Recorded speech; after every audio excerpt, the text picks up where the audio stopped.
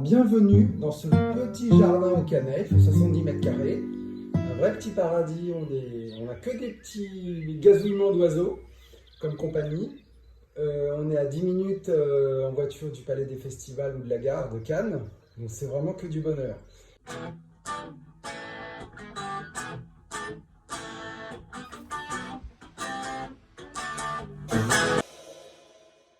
Je suis arrivé dans ce jardin il y a 15 jours, 3 semaines. C'était dans un état apocalyptique.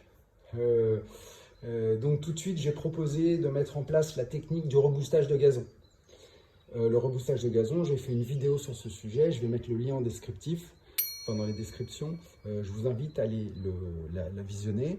Ça vous permettra de rafistoler votre gazon de manière durable et certainement pas quelque chose qui ne durera pas dans le temps.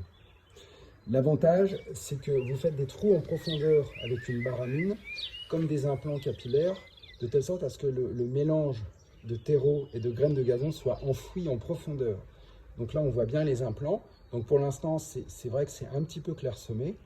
Néanmoins, en arrosant énormément au début et en tondant très régulièrement, j'entends par là une fois par semaine au début, et après vous pourrez espacer tous les 10 jours quand la chose sera bien installée.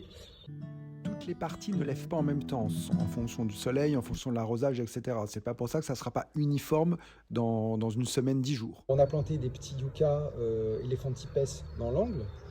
Ce qui est sympa dans le jardin, c'est que c'était ça l'idée, c'est qu'on profite du jardin qui est derrière. Alors c'est le jardin qui appartient à un immeuble. Il n'y a personne qui vient dans le jardin. Une fois, le jardinier de l'immeuble vient une fois par semaine. Sinon, il n'y a aucun bruit, il n'y a personne. Donc l'idée, c'était surtout pas de se cacher de ce jardin, mais au contraire, d'essayer de l'intégrer dans le jardin. Voilà. Donc on a planté ces 3 petits yucca Elephantipes. Et le long du claustral, alors on va commencer par là, on a planté un vrai jasmin, volontairement loin de la fenêtre, parce que quand ça va fleurir, ça procure une odeur entêtante. Et alors c'est très sympa au début, mais au bout de 10 jours, on n'en peut plus. Ça prend au cœur. Là, vous avez un plein bagot bleu. Et juste à côté, vous avez une bignonne rouge-orangé. Ils vont tous les deux fleurir en même temps, et les fleurs vont s'entremêler de rouge et d'orange. Oula, je me mélange, d'oranger et de bleu à la fin de l'été, et ça va être très agréable. Dans l'angle, vous avez un faux jasmin, et derrière, tout à la fin, on a planté un kiwi. On va aller le voir, parce qu'on est curieux, on va aller jusqu'au bout. Voilà. Là, vous avez un kiwi. Là, il y a les conifères juste au-dessus, donc j'ai bien conseillé de pulvériser le feuillage l'été quand il fait chaud, de telle sorte à ce qu'il n'y ait pas d'araignées rouges. Les conifères sont attaqués par les araignées rouges, et les araignées rouges sont des acariens, ce ne sont pas des insectes. Donc il ne s'agit pas d'aller mettre des insecticides dessus. La meilleure chose à faire, c'est de pulvériser de l'eau l'été, une fois par semaine, et vous serez débarrassé des petites araignées rouges. Voilà, ça c'est très à surveiller. Donc on redescend vers le gazon, et là on voit bien les implants. Pour l'instant c'est clairsemé, on en a bien conscience. Néanmoins, je crois qu'on a un petit visiteur. Attention, je me tourne, on va peut-être le voir.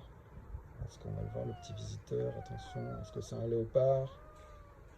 Et non, c'est pas un léopard, c'est un petit chat qui vient nous rendre une petite visite. Voilà. Donc il doit trouver l'endroit agréable, hein.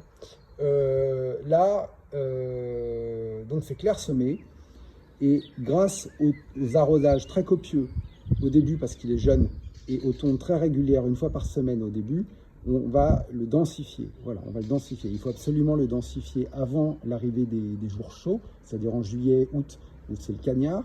Et il faut qu'il se soit enraciné plus en profondeur. D'où l'intérêt de faire des implants, parce qu'on commence déjà à être en profondeur avant même que le gazon soit sorti.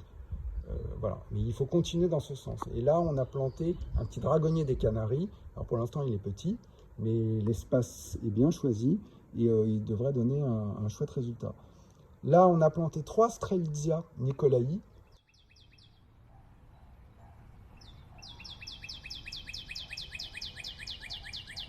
Dans l'angle, de telle sorte à créer un petit coin cocon sur cette terrasse, parce que quand on était dans le fond de la terrasse, on avait une sensation un peu de tomber dans le jardin. Donc en faisant ça, on crée un petit coin cocon. Alors on a prévu de faire d'autres plantations, ça sera dans un deuxième temps, et on va encore améliorer ce jardin, mais le potentiel est très important, c'est très très agréable, on n'a que les petits oiseaux et les visites des petits chats. Donc on voit bien quand même le résultat du gazon 15 jours après.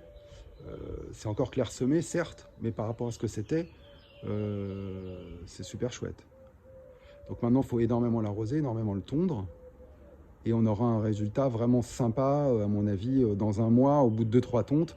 Ça va être très dense et ça devrait être très agréable. Voilà, et donc, je refais un dernier petit tour.